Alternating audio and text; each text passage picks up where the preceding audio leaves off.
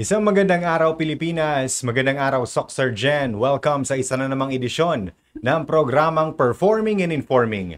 Hatid sa inyo ng Presidential Communications Office, Philippine Information Agency at Information Coordinating Network of Soxergen o ICONSOX. Sa ngalan ng aming regional head na si Fryan Abquilan, ako si Oliver Rivera at samahan ninyo akong alamin ang mga latest development programs, projects and activities ng ating pamahalaan na ipinatutupad sa bahaging ito ng bansa. Tayo ay papakinggan sa ating mga partner radio stations at mapapanood via Facebook, YouTube at Spotify. And we have with us today ang ating kaibigan mula sa Bureau of Jail Management and Penology Region 12 o BJMP, ang Chief ng Community Relations Service Section, Jail Inspector Kirk Steven Valle. Sir, good morning. Ang inyong pagbati sa ating mga listeners and viewers. Good morning, sir, and to the listeners. Magandang umaga po sa ating lahat. Once again, I am Kirk Steven O. Valle, the Chief Community Relations Service Section. In behalf of our Regional Director, sir, Jail Chief Superintendent Leo P. Baldon, I would like to greet everyone a very, very good morning. Sir, to give us a backgrounder lang po para sa benefit ng ating mga listeners and viewers, basic info about operations ng BJMP dito sa atin sa Region 12 po. I would like to discuss, Sir Oliver, basic misconception kasi ng tao, gusto ko pong i-address yun una, is that napag-iisa po kasi kami ng general public na kami po ay police, which is different po. Although there are similarities na enforce law, we are public safety officers. However, the main concern of the Bureau of Jail Management and Penology is that we provide care and developmental programs for our clientele, which is the PDL. PDL or persons deprived of liberty. Of liberty. Opo, sir. Opo. Total jail population natin ngayon, sir, sa Region 12? The total jail population here in Region 12, sir, is 2,465 as of this date. As of May 20. Yes. So, 2,465. Saan to sila located, sir? Or saan sila na mga jail facilities? Actually, sir, the 2,465 jail population here in Region 12 ay na-distribute po sa 15 jails. Okay. Ano po itong mga jails na ito, sir? Meron po tayong city jails, municipal and district jails all around the region, sir. Okay. So, i-clarify natin, sir. City jails, ano po yung under sa BJMP? Ano mga jail facilities po yung under sa BJMP po? Under city jails under the BJMP is the General Santos City Jail, sir. Sige po. For the district jails, we have Coronadal District Jail, Makilala District Jail, Pigkawayan District Jail, Malapatan District Jail, Alabel also. And then ilan yung sir? Syempre separate po yung male and female dito, Yes, sir. So yes, ilan po, po yung mga dorms natin na tinatawag po? For the female dormitory, sir, we only have one, if I'm not mistaken. Tatlo po. We have General Santos City Jail Female Dormitory, Takurong also, and North Cotabato. North Cotabato. Male dorm naman, sir, ilan po sila, sir? Kabuuan nun sa 15, sir, is that 12. we have 12 male dormitories, sir. Opo. Sir, usual na issue on our jail facilities is yung congestion rate. Yes, sir. Kamusta naman po ang mga jail facilities natin sa Region 12 po? For the congestion rate here in Region 12, sir, we have a total of 215% congestion rate, which is ideal, sir. Ang nahirapan lang po tayo sa congestion rate ngayon, sir, is Pigkawayan because we are still on the process of developing our expanding yes, sir, yung our mga facilities. Opo, in terms of the area naman, sir, ano yung biggest jail natin sa Region 12? The biggest jail we have here in our region, sir, is General City Santos. General Santos City na General jail. Santos City Opo. jails. Opo. Sir, considering yung total jail population natin, 2,465. Ilan naman po yung total manpower ng BJMP na nag-handle nitong mga PDLs na ito and then yung facilities po na ito, sir? Yes, sir. I would also like to brought up kasi yung manpower natin is 710 comprised of 80% male and 20% female. I would like also to brought up na the Bureau of Jail Management and Penology is having their recruitment annually, sir. Okay. To address the issues of manpower Okay. regarding the So may annual quota Yes, sir. Opo. Sir, considering itong limited yung manpower natin and then medyo mataas yung congestion rate natin, ano po yung mga ginagawa ng BJMP na nagsa-stand out sa other regions dito po sa Region 12?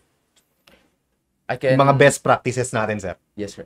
I can proudly say na yung best practices natin dito sa Region 12 is that marunong tayong makisama sa mga clientele namin, sa mga PDL namin because they are still human, sir. We do not impose authority, we do not impose restrictions kasi tao din naman sila, lahat po tayo nagkakasala, and through that best practice na pakikisama sa PDL, napapasunod po natin sila, na-reform natin sila so that when the time comes na makalabas sila, they are well integrated into the society at sana naman po hindi na nila maulit yung pagkakamaling nagawa nila. Opo. Sir, we heard meron po mga livelihood programs para sa mga PDL na ini-initiate yung BJMP. Can you share to us ano po ito, sir? Yes, sir. Marami po tayong activities in regards to the spiritual muna, sir. Ano tong spiritual na lang? Behavior development. Opo. Yes, sir. Kasi ang target talaga natin, sir, is to change their perception, mabago yung mga lifestyle nila or ano yung mga kinaugalian nila na ginawa nila before sila napasok sa facility, and then paglabas nila is ma-reintegrate sa society. Yes, ano po yung behavior development na sinasabi, sir? Kasi sir, kung hindi kasi natin i-address yung pagkakamali nila, most likely pag nakalabas po sila sa jails natin, they will do kung ano yung maling ginawa nila. Paulit-ulit babalik lang sila. Yes po. So it will be useless kumbaga if hindi natin i-address yung problems na nag-arise regarding prior sa pagkakulong nila. So so the BJMP has a lot of services offered para mabago yung mga PDL natin. First is the spiritual services. Beginning of the year, we have set a goal for the upcoming months with regards to service providers. For the first quarter, sir, we have religious groups showing interest as they inquire and conduct series of meetings to formally create partnership with the jail bureau. Okay. Example po neto, sir, no? We have celebrations regarding Ash Wednesday or Holy Week. We also have celebrations ng Valentine's Day, Christmas. Meron mga pastors or mga preachers, mga imam na pumupunta doon sa ating jail facilities, sir. So, yes, sir. Facilitate yung spiritual needs naman ng ating mga clients. Yes, sir. Their spiritual needs is addressed naman po, sir. Aside from that, sir, yung sabi ko kanina, livelihood services naman po, ano po yung mga agencies na tumutulong natin sa ating mga PDLs po? We would like to thank the DTI, sir, no, for lending a very big help to the BJMP in terms of promoting the products of our PDL kasi po we provide handicrafts, paintings, and lahat po ng nalilikom na budget doon is napupunta po sa PDL. Wala pong cut or wala pong share ang BJMP doon, which is very beneficial for our PDLs kasi po kahit nakakulong sila, somehow they are still making money. Yes. They are still makakasupport pa din sila. Being able to support their families outside, sir. Lahat ng PDLs natin, sir, involved dito sa mga livelihood projects na ito? Yes, sir. In every... Kasi lahat naman po tayo may talents and skills, sir. We have strengths and weaknesses kasi yung iba magaling mag-paint, pero yung iba magaling naman magpanday, gumawa ng cabinets and such. So, I believe na i-empower natin yung strengths ng mga PDLs natin in which they can create livelihood products na makakatulong sa kanila, sir. As of this time, sir, ilan yung livelihood projects na implemented natin dito po sa ating mga facilities po? We have a total of 180 livelihood projects implemented, sir. Sige. Meron din tayong support groups na tinatawag, sir? Yes, sir. Bukod dun sa DTI, we have a total of 45 support groups supporting the Bureau of Jail Management and Penology, sir. In terms naman, sir, doon sa education, yes, sir. Kasi since na-stop sila sa pag-aaral, nandun sila sa loob ng facilities, ano po yung mga interventions na ginagawa ng government para po matulungan itong mga PDLs po natin? Kasi sir, while waiting for their sentence, kasi mahaba po yan, sir. Yes. ang actions taken po ng government para mag-prosper po yung education nila is that we provide alternative learning system inside ALS. the jail, sir. Yes, sir. Meron po tayong data, sir. Ilan yung enrolled sa ALS doon sa ating facilities po?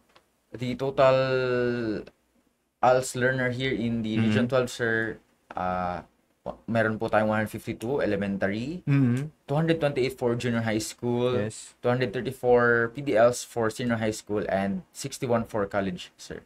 35 po dito are released and lesser students due to release. So, parang 61. Gumraduate na sila. Opo, sir. Na lesson po. Opo. Ano yung mode nila, sir? Paano yung teaching nito? Sino yung mga teachers natin dito sa pumapunta sila sa facilities or paano po yung process? Bali sa process po ng alternative learning system, sir, we have teachers po na nag-work under the Bureau of Jail Management and Penology, and they are accredited po to teach.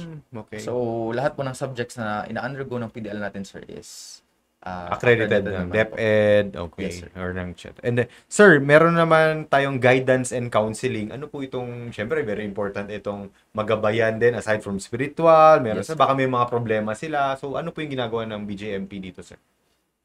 Kasi sir, pag hinayaan mo lang yung tao na magbago without intervention, talagang mahirap kasi ilan lang yung nagkukusang magbago, sir, nagre-reflect ganon.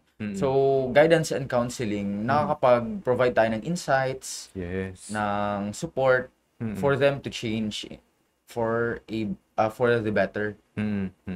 Sir, aside dito, meron ding physical fitness and recreational services. Syempre, hindi lang sila puro livelihood, hindi lang puro spiritual. Meron din, importante din yung physical fitness ng ating mga PDLs. Ano po yung mga interventions ginagawa ng BJMP dito? We have Zumba practices almost every morning, sir, para healthy po yung mga PDL natin. We also have recreation. Lalaro din po sila ng sports. Ball games. Yes po. Basketball, chess. Okay. Kasi po,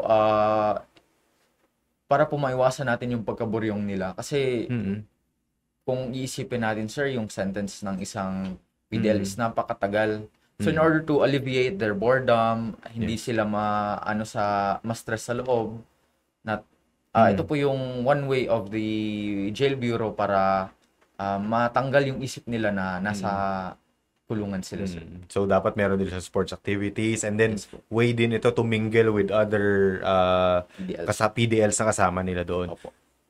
Speaking of mingling, sir, meron therapeutic community modality. Ano po ito, sir? Yes, sir.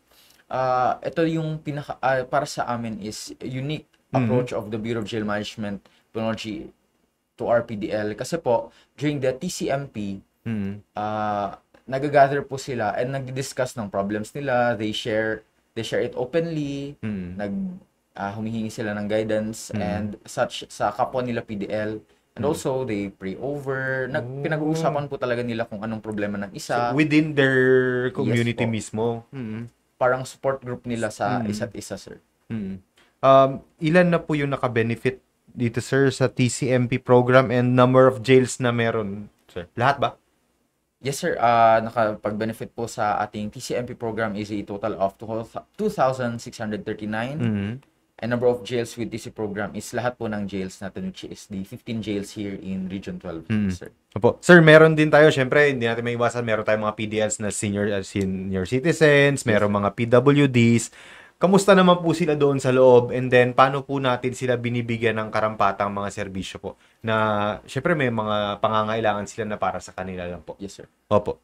Sinisigurado po natin no, na hindi tayo nagkukulang sa kailangan nila kasi po alam natin na with age nagiging frail tayo, nagiging weak. And we address that na nasa baba lang po, hindi po natin sila pinapa-stress. Talagang binibigyan pa natin sila ng anong tawag nito? Mga special na mga sa kanila, sir? Special attention. Sir. Attention para sa kanila. Para ma-provide, syempre, yung iba rin yung mga needs po nila, sir. Sir, meron din tayong ni-launch recently lang dito po sa Coronadal City District Jail in partnership with a certain institution, yung Satellite Library. Ano po ito, sir? Regarding the Satellite Library, sir, napag-take for granted kasi yung knowledge na sana naman libre. Also, ngayong digital era natin na sobrang rich lang ng public ang information. Dito sa Satellite Library, sir, finocus natin yung kailangan talagang malaman ng mamamayan, dictionaries, encyclopedias, kasi sa internet naman, sir, hindi lahat verified or hindi lahat verified na talaga siya. Na information. Dito sa Satellite, sir, we are proud na lahat ng books na andon is very knowledge. Parang knowledge talaga, sir. In partnership with ano po ito, sir? With Ramon Magsaysay College. Okay, Ramon Magsaysay College. Sir, on May 28 and 29, magkakaroon po kayo ng Regional Bida Painting, Handicraft Making, and Songwriting Challenge for PDLs. Ano po ito, sir? Para ma-inganyo po yung ating mga listeners and viewers na pumunta doon and panoorin yung ating... Ano po mangyayari doon? I would like to invite everyone na on May 28 and 29, we'll have a program at SM Jensan. Makikita po natin doon ang livelihood products ng ating PDL. Makikita po ninyo yung mga gawa. Pwede din po kayong bumili to help our PDLs, sirs and ma'am. Also, on our second day, we'll have the competition, sir, kasi as I've said earlier, may mga strengths and weaknesses din po yung mga PDL natin. May magaling kumanta, may magaling magsulat ng kanta. Opo, sumayaw. And we will showcase their talents and skills on the second day, sir. Okay. Yes, sir. So, 2-day activity. Open for everyone, or yes, sir, na pwedeng... Open for everyone. Na gustong manood. We highly encourage everyone, sirs and ma'am, to attend. Sir, additional lang itong LCAC efforts po ng BJMP kasi patuloy pa rin ang ating pag-fight contra insurgency. Ano naman po yung updates natin dito, sir? Dito sa LCAC, sir, we monthly nagkakandak po kami ng LCAC on far-flung areas kasi not to judge, sir, yung mga out of reach communities kasi yung very vulnerable sa recruitment influence ng makakaliwang grupo, sir. Yes, sir. Kaya so anong activities ang ginagawa ninyo dito, sir? We nagpo-provide po kami ng pamphlets, information dissemination.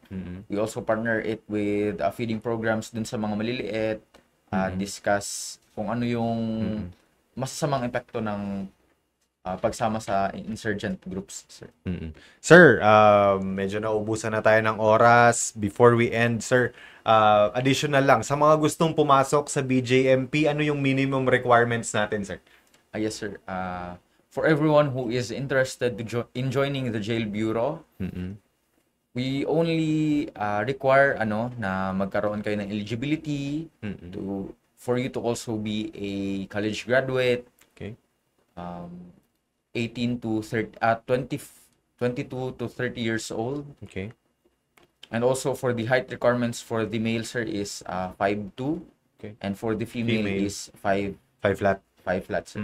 Sir, ang quota natin since annual siya, meron pa ba ongoing yung recruitment natin for 2024 or tapos na po? For the quota of 2024, sir, unfortunately, tapos na po. However, as early as December, we are accepting folders. For further inquiries, sir, our interested applicants may visit our page, Facebook page for updates. Yung Facebook page po natin is Bureau of Jail Management and Penology 12, sir. Okay, sir, unless meron pa kayong ibang announcements sa ating mga listeners and viewers, pwede nyo na pong sabihin. Gusto ko lang pong ulitin, sirs and ma'am, na we highly encourage everyone that is available on May 28 and 29, especially sa malapit sa General Santos City, to join and witness the livelihood products of our PDL and the showcasing of their talents and skills. Yun lang po, sir. Thank you very much sa ating guest, Jail Inspector Kirk Steven Valle, ang Chief ng Community Relations Service Section ng Bureau of Jail Management and Penology, Region 12. Sa ngalan ng aming Regional Head na si Frayan Abquilan, ako si Oliver Rivera at isang edisyon na naman ng programang Performing and Informing ang aming hatid sa inyo ngayong linggo. Maraming salamat sa inyong pakikinig. Hanggang sa susunod na linggo po, isang magandang araw, Soc Sergeant.